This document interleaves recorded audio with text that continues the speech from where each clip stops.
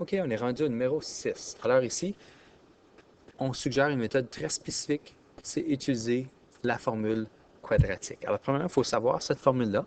Alors, c'est x égale négatif b, plus ou moins b carré moins 4ac sur 2r. Alors, en classe, on a pris le temps de prouver la source de cette équation-là, mais ici, on a juste besoin de s'en servir. Alors, première chose, on voit des ABC partout. Quelles sont ces valeurs-là? C'est les valeurs qui sont les paramètres. Alors, A, c'est toujours le paramètre en avant du x carré. B, toujours le paramètre en avant du x. Puis C, c'est le paramètre numéro 3. Alors maintenant, je vais juste substituer ça. Alors, négatif B, il ne faut pas oublier qu'un double négatif, moins négatif 7 devient positif 7, plus ou moins racine. Alors, si B carré, c'est moins 7 au carré. Sur une calculatrice, je vous suggère fortement de placer ça au carré, comme ça, avec une parenthèse pour le négatif. Surtout que les calculatrices TI ne vont pas vous donner la bonne valeur si vous ne faites pas ça. Alors, 4 multiplié par la valeur de 3, multiplié par la valeur de 3 encore,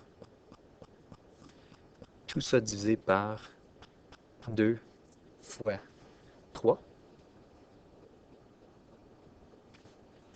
x égale 7 plus ou moins. Alors ici, négatif 7 au carré, c'est 49. Ensuite, 3 fois 4, 12. 12 fois 3, c'est 36. Tout ça divisé par 2 fois 3, qui est 6, qui veut dire qu'on a deux réponses possibles. X égale 7 plus racine de 13 divisé par 6. Et x égale 7 moins racine de 13 divisé par 6. Alors, pour la réponse exacte, je n'ai même pas eu besoin de toucher ma calculatrice. Pour le deuxième, par contre, je vais être obligé d'utiliser ma calculatrice, qui c'est des décimales. La première chose, je vais voir que je n'ai pas égal 0 ici. Donc, il faut que je modifie ça pour étant 3,8 x à l'exposant 2 moins 1,3 x ici moins 13,6 égale 0. Donc, on a les paramètres A, B, C dans le bon ordre. Maintenant, x va être 1,3. Alors, j'ai fait le double négatif déjà, plus ou moins la racine.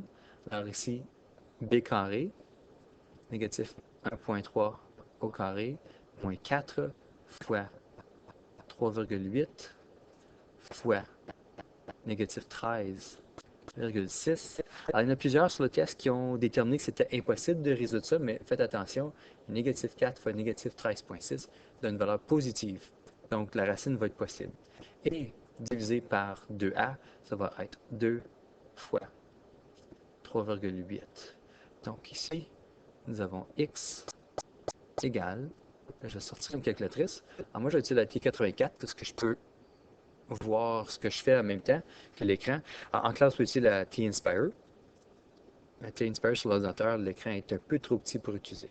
Donc, j'ai joué une parenthèse pour indiquer que je suis en train d'écrire le numérateur. Sur la T-Inspire, on fait CTRL-Enter, puis il y a une expression rationnelle qui va apparaître automatiquement. Alors, 1,3. Alors, je ne peux pas écrire de plus ou moins, donc je vais commencer avec le plus, ensuite la racine.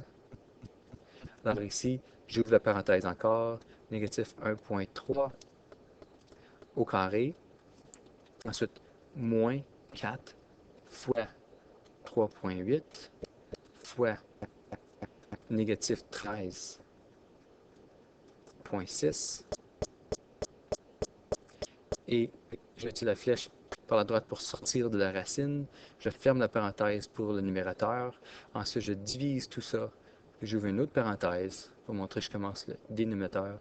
Ça va être 2 fois 3,8. Clap Enter. Alors, la première réponse que j'ai, c'est 2,07.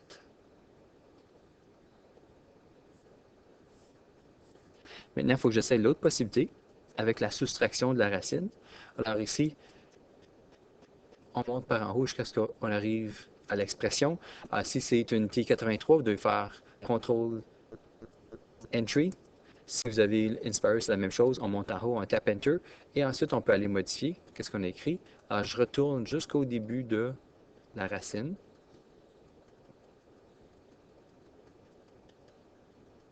OK. Alors, où il y avait un plus, ou une addition, je devrais dire, pour ne pas confondre avec le signe, c'est l'opération addition. Alors, je mets l'opération soustraction.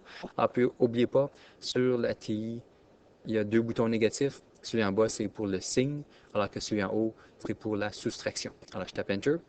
Puis la deuxième réponse est négatif 1.728. Puis je vais écrire 1.73 à cause qu'on m'a demandé dans la question de arrondir à deux places décimales.